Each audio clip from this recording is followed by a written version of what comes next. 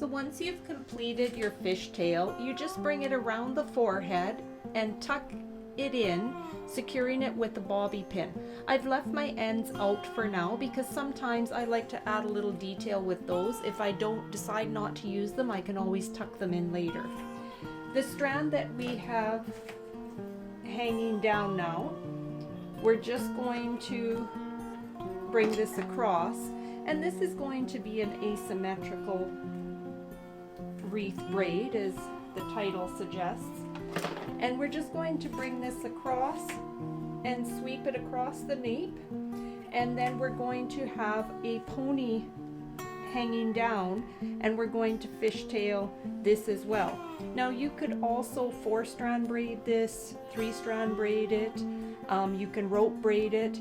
So just to add a little bit of difference, there's a number of things that you can do with this tail of hair that you have.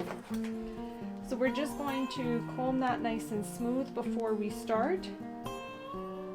And again, remember, when you're fishtailing, you're just simply adding some hair from one side to the opposite strand.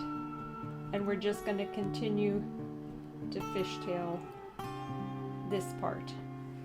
The nice thing about this wreath braid is you can also do the wreath not in a fishtail, but instead in a 4-strand braid, 3-strand braid, anything. And you can also expand your braid and it gets a different look again. So there's many different ways to change this look up very easily just by choosing a different braid. So we just continue to fishtail right to the ends. Now once you get to the ends, you can leave this to hang down, or you have another option, which is you can bring this up and include it in part of the wreath. So there's a few options with that as well.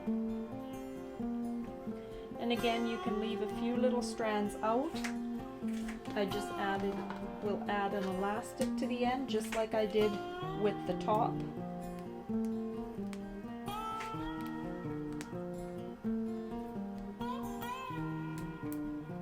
And your elastic doesn't have to be wound super tight.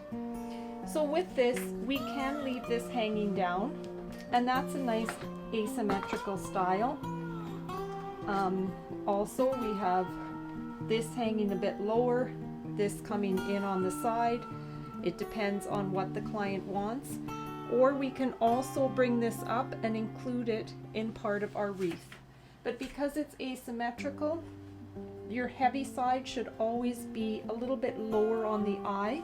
And remember also, you want to look at your client's eyes. If the client has a smaller eye, you're going to want to put your lift side on the side with the smaller eye. If we put the wreath sweeping down on the side with the smaller eye, it will make it look a little bit smaller, even more so. So remember, create your lift on the side with the client's small eye, and most of us have one eye smaller than the other. So I'm going to show you, as you can see in the bottom pictures, I'm going to show you how this looks with this fishtail hanging down, and also how it looks when we secure it up. So a couple of options with styling, and that is the wreath braid.